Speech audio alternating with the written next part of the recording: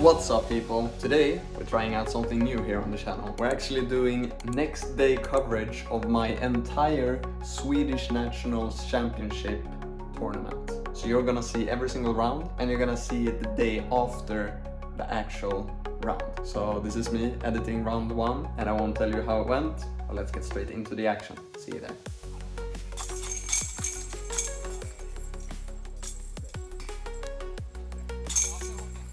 För Järva discgolfklubb sponsrad av Kastaplast och Rocket Discs. Kevin Klangebo. Alright, so hole 1 is a par 4, 198 meters. First shot you basically just want to throw it straight and let it go left. If you get it to skip, that's great. But if you just land it in the fairway, you should have something up to the basket. And here I kind of throw it too far to the right. And I was actually scared of this going OB long. But it was just safe with like half a meter. I just wanted to throw my Elva out towards the left side and let it turn, and I don't know what happened, but it didn't flip. So I went OB, so I had a long C2 putt to try to save the par, and for a second I actually thought this was going in. But yeah, really unfortunate to start off with a bogey, but you know what they say, every great round starts with a bogey. So let's get it going.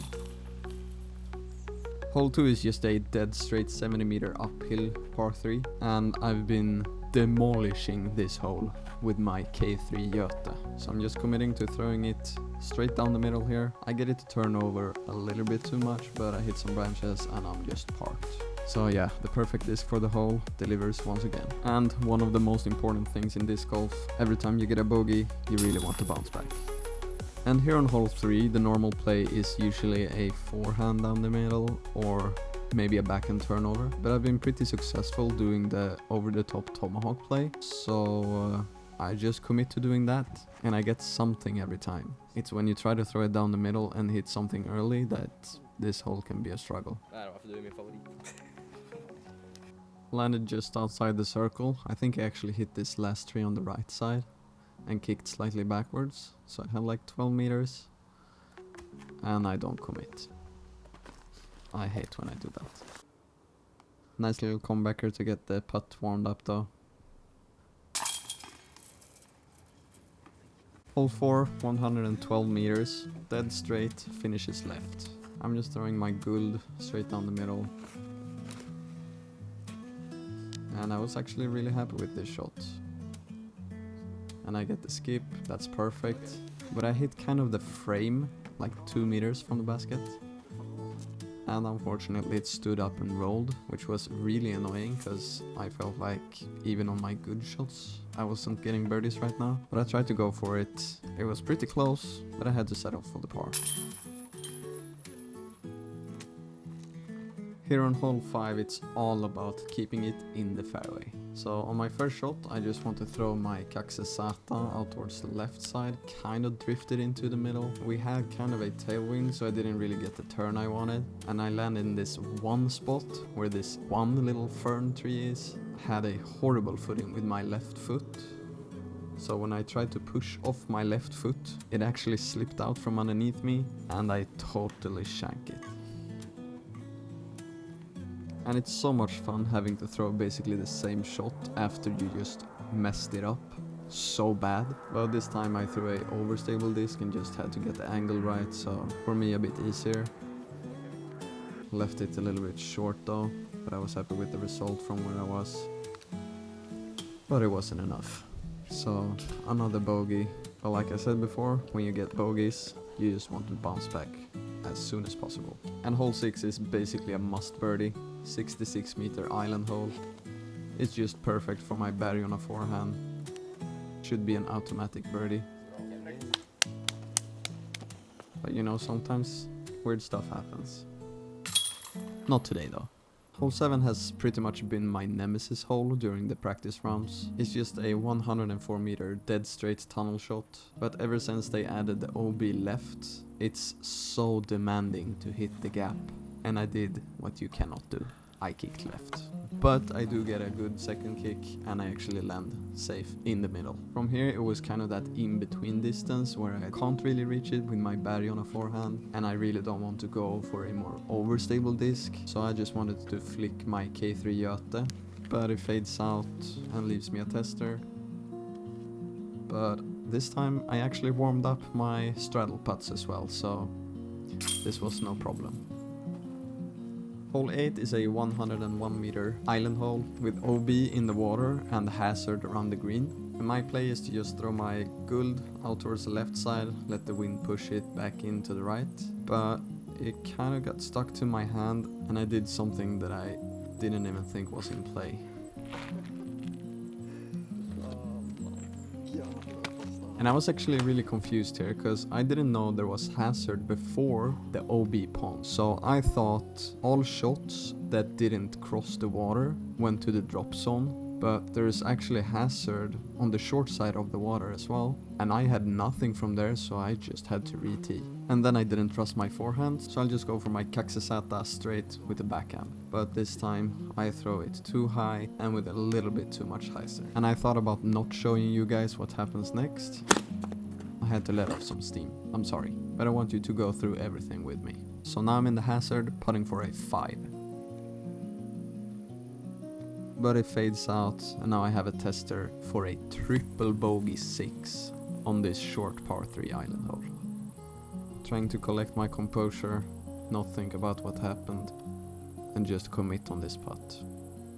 One shot at a time.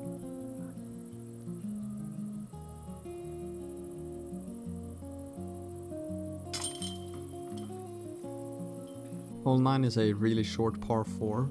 The tee pad is very high and very slim, so I feel like I can't really throw a backhand into this gap, because I want to run up from the right side of the tee pad, but that's not possible, so I just throw a wide forehand and try to lay it up really short and then just go for another forehand from there. Slightly pull my forehand, just like on the last hole, and I was just in shock. I'm left with a really long look for the birdie, but yeah, never had a chance. Another straddle putt though, and these feel quite easy at the moment. And here on hole 10, you just want to throw a backhand that slightly turns, or a forehand if you want to, or you can just pull it and throw it through this tiny little gap on the right side like I do, and give yourself a C2 look for the birdie. And I had missed way too many C2 putts by now, so I was just gonna run this in, but I was kind of too excited.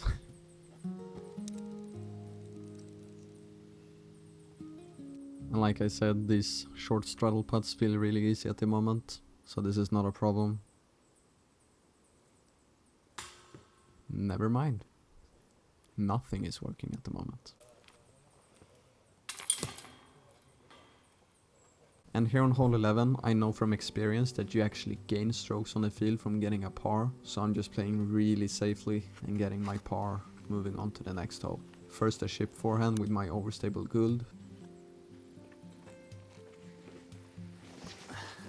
Then a backhand spike hyzer with my first run guld, just laid up in the middle.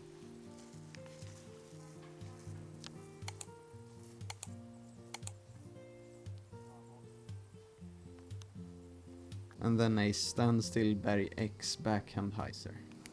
Slightly pull it though, but the right to left wind helps me get it to the basket. Play the hole kind of exactly how I want it. Hole 12 is also a pretty short par 4 if you don't consider that you have to throw 140 meters from the tee to actually get it up to the corner so you can throw towards the basket. I can't throw that far, so I'm actually going roller here, and I thought this was perfect the entire way. I had a left to right headwind, so I thought it was gonna push the disc to help it stand up and then push it out right. But no, it just kept on going and it went into the woods. But you know what they say? Bad drives lead to pretty birdies. I actually threw my Halo Destroyer on a air bounce flex line under the branches, and I hit the gap perfectly and got it into the circle. This was one of the biggest highlights of the round. Here on hole 13, it's all about landing safe on the tee shot. If you just get it over to the other side, you're gonna have something to try to go for. So I'm just throwing my straight guld and getting it over to the other side. I was pretty happy with the throw. You definitely want to miss long if you have to miss somewhere. And from here I had a right to left 9-meter putt. So I thought, let's aim it low right and let the wind just push it into the basket.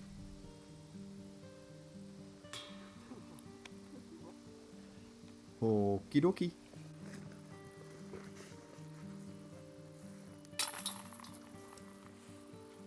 Here in hole 14 the tee sign looks like this, but the basket is actually more like over here.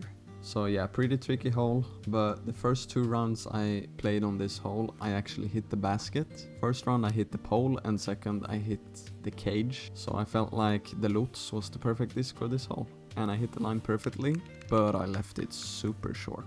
And from here I just wanted to give it like a dad putt kind of run, and I read the wind left to right. I putt, and it gets pushed to the left. However that happens, I don't know. I couldn't believe how long of a tester I left myself for this par putt, so I forgot to think about the wind that I just read, and I left it low. Then I checked the wind again and I was like, oh yeah, forgot to think about that. So stupid.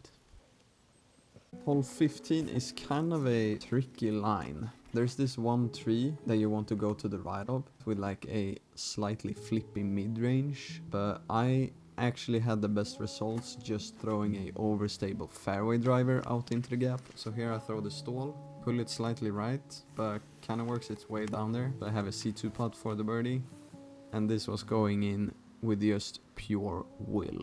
It's not pretty, but I knew it was going in.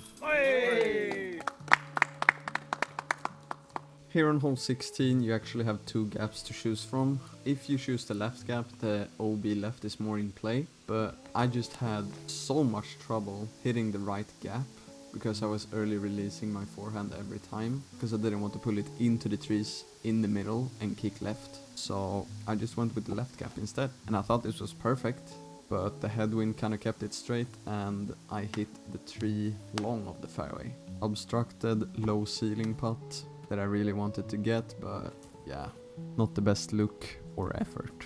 My only goal on this next putt was just commit 100%. So I did. And here in hole 17 we're actually missing my shot. This is all the footage we got because the camera kinda messed up. But yeah, I threw my overstable node on a slight Annie into the gap and just parked it. Really nice shot. On hole 18 we had a surprise spectator. So I just threw my flippy guld straight over him, and I thought I was perfect until I hit this one branch and it put me in a really weird position. From here, 108 meters, I was contemplating laying up, but then I thought this round is really bad, so let's just go for it. So I wanted to throw my Lutz kind of flat and letting it slightly turn right. But it didn't turn as much as I wanted, so I just threw it straight OB. And I gave myself a C2 look for the par save, and you know I was not gonna leave this low. And I didn't, and I thought I went OB again, but luckily it sat and I had a 7-meter putt to finish my round with another bogey.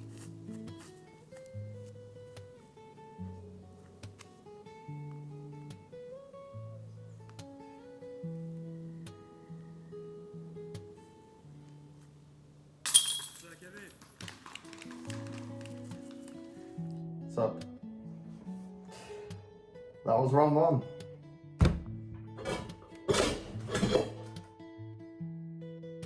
I almost broke the lamp. Alright, we're good. But that's the first round done of the Swedish National Championships. Day 1 of 4. To sum it all up, I played really bad and I made some bad decisions. And even when I made some decent shots, kind of the way I wanted to throw them, even then I didn't really get the results I was after. +3, I would say 10 shots worse than acceptable. -7 is acceptable. That's what I shot in the last tournament here at Västerhaninge. And when I shot that, I didn't feel like I was playing that well. Yeah, it doesn't take much to score out here. But for the round tomorrow, I'm just gonna commit more. I mean, Some of these shots were not 100% committed. I felt like my forehand was a bit weird as well. Felt like it came out a bit late on some shots, and my standstills, same there, came out late. Let's fix that for tomorrow. But that's been it. Now I'm gonna go cry myself to sleep, and when I wake up tomorrow, I'm gonna forget this round ever happened. And then we're gonna play a new tournament. That's how we're gonna see it. Let's start from scratch tomorrow. This never happened. With 3 decent rounds, I can still climb back to the top. Probably won't win, which is sad, because I knew beforehand that I actually had a chance to win this tournament, because I know how to score on this course, but today that didn't work out. So yeah, remember to like, subscribe and comment down below what you want to see next, and I'll see you guys tomorrow. Peace.